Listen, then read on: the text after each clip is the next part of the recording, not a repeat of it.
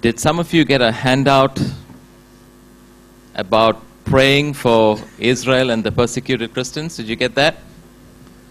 Okay. Can I just request you please to take that at the moment in your hands? I'm sure that you have been hearing a lot of things about the nation of Israel on the television, in the news, and some of you might be wondering why, as a church, we really need to support the nation of Israel. I'm just going to quickly read a few passages and just give a very, very brief idea, and I'm very happy to talk more about this, and if there's a real need, I'm very happy to have an evening where we actually discuss this more in detail. But I just want to read a couple of verses. If you have your Bibles, please turn with me to Genesis 12. And we're just reading the first few verses, 1 to 3. Now the Lord said to Abram, "Go forth from your country and from your relatives and from your father's house to the land which I will show you. And I will make you a great nation, and I will bless you, and make your name great.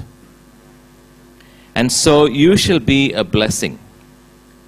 And please focus in on verse 3. "And I will bless those who bless you, and the one who curses you I will curse. And in you all the families of the earth shall be blessed." Friends, we know that Israel are the chosen people of God. God chose them, blessed them, and sent them out to the land that He had promised. And He actually makes a promise here in Genesis 12, which is relevant today as it was thousands of years ago, that He will bless those who bless Israel, and He will curse those who curse Israel. If there is no other reason that we need to support the nation of Israel, this is good enough for me. God has actually asked us to bless His people. It does not end there. Turn with me to Psalm 122. I'm just going to read a few verses from there. Psalm 122, verses 6 to 9. "Pray for the peace of Jerusalem. May they prosper who love you. May peace be within your walls and prosperity within your palaces. For the sake of my brothers and my friends, I will now say, may peace be within you. For the sake of the house of the Lord our God, I will seek your good." We are called to pray for the peace of Jerusalem. You might be wondering, why should we pray for the peace of Jerusalem? Because really, that is the land where the Lord walked. That is where He has blessed His people.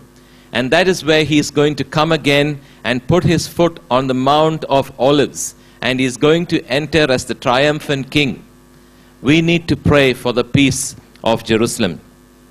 Isaiah chapter 40 and the first few verses. It says, verse 1, "Comfort, O comfort my people, says your God. Speak kindly to Jerusalem, and call out to her that her warfare has ended, that her iniquity has been removed, that she has received of the Lord's hand double for all her sins." Friends, we are to comfort the people of Israel. Comfort the children of God. You know that many of them are in distress now because they have lost their sons and their daughters in battle. They have lost their sons who've been kidnapped and killed by the evil terrorist groups. The Bible says we need to comfort His people. And I'd like to read one more portion. There are many other portions. Because of the lack of time, I'm not going to go there. But I'd like to definitely read Romans chapter 11. If I can just get that up on the screen there. Romans chapter 11. And I'm going to read it from the NIV version. Please listen carefully. "I ask then, did God reject His people? By no means. I am an Israelite myself, a descendant of Abraham from the tribe of Benjamin. God did not reject His people whom He foreknew. Don't you know what Scripture says in the passage about Elijah? How he appealed to God against Israel? Lord, they have killed your prophets and torn down your altars. I am the only one left, and they are trying to kill me. And what was God's answer to him? I have reserved for myself 7,000 who have not bowed down the knee to Baal. So too, at the present time, there is a remnant chosen by grace. And if by grace, then it cannot be based on works. If it were grace, would no longer be grace. What then? What the people of Israel sought so earnestly, they did not obtain. The elect among them did, but the others were hardened, as it is written. God gave them a spirit of stupor, eyes that could not see, and ears that could not hear, to this very day. And David says, may their table become a snare and a trap, a stumbling block and a retribution for them. May their eyes be darkened so they cannot see, and their backs be bent forever. Again I asked, did they stumble so as to fall beyond recovery? Not at all. Rather, because of their transgression, salvation has come to the Gentiles to make Israel envious.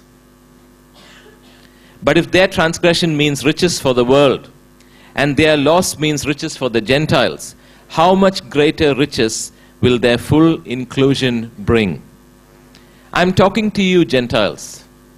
Inasmuch as I am the apostle to the Gentiles, I take pride in my ministry, in the hope that I may somehow arouse my own people to envy and save some of them.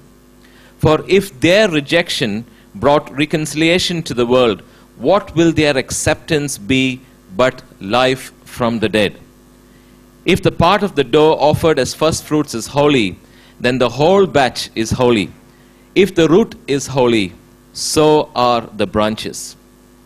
If some of the branches have been broken off, and you, though a wild olive shoot, have been grafted in among the others, and now share in the nourishing sap from the olive root, do not consider yourself to be superior to those other branches.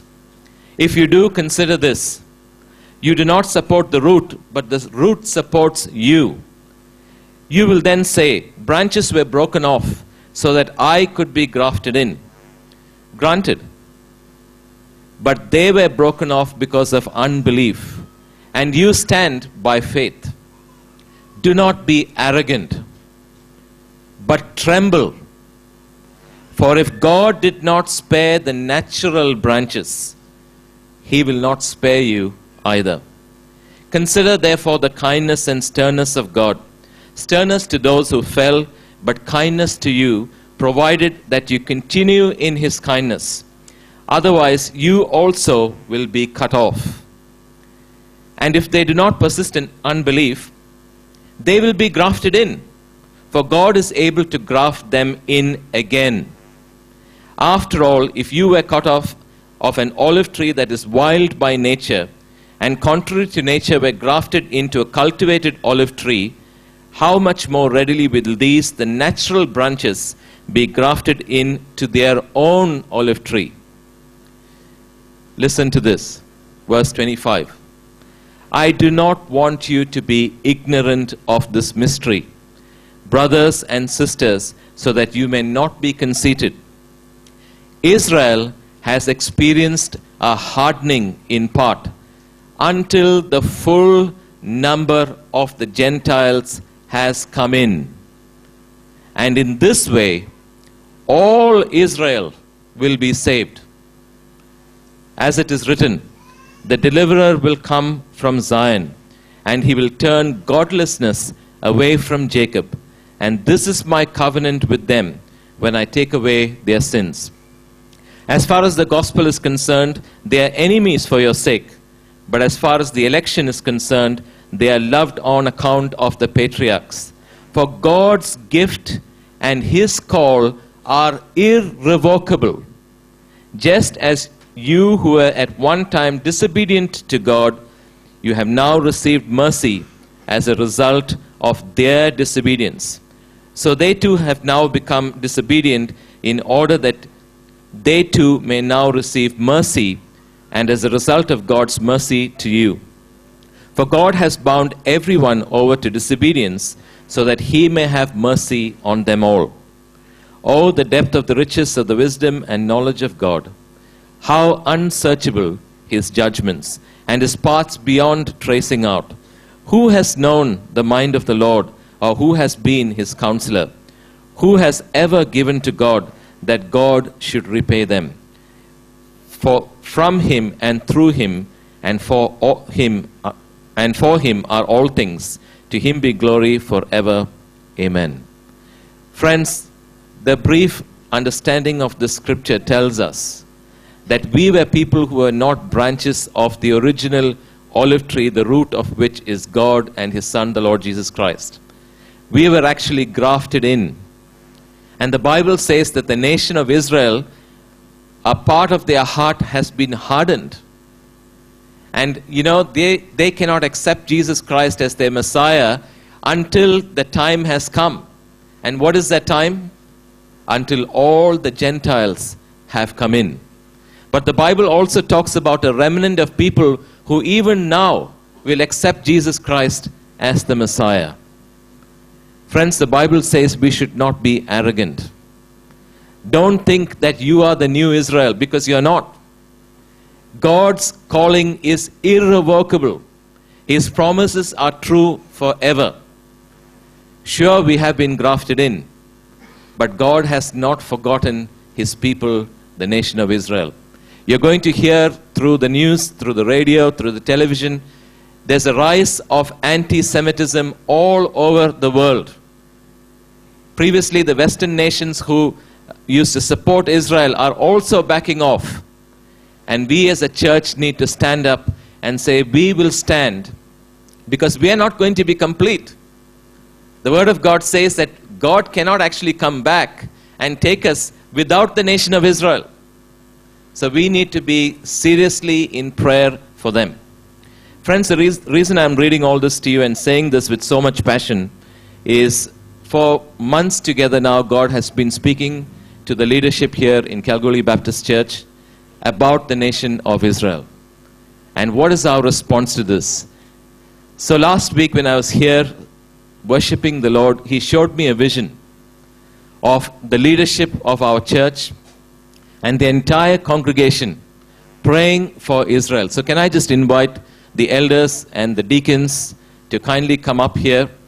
And what I'm going to encourage you to do as we come up here, and we're just going to kneel down and pray for the nation of Israel. We also want to pray for the persecuted Christians. I'm sure you've been watching the TV and seeing how the Islamic State has been persecuting the Christians in Iraq, in Syria, Boko Haram in Nigeria, the Al-Shabaab in Somalia. Christians are being persecuted everywhere, tortured, murdered, raped. So can I just invite all the deacons as well to please come up. We're going to kneel down here and pray for the nation of Israel. Now, can I also say that all of you have those papers. If you don't, Jess Crook can hand out some more.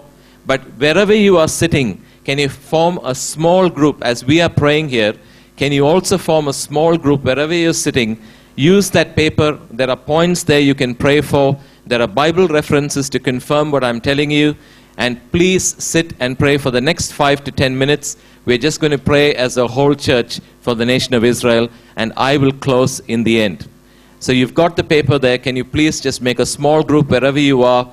And if you feel like kneeling down, do so. If you want to stand, you can stand. If you just want to sit, that's fine. We just leave it up to you. But we're going to pray for the nation of Israel and the persecuted Christians.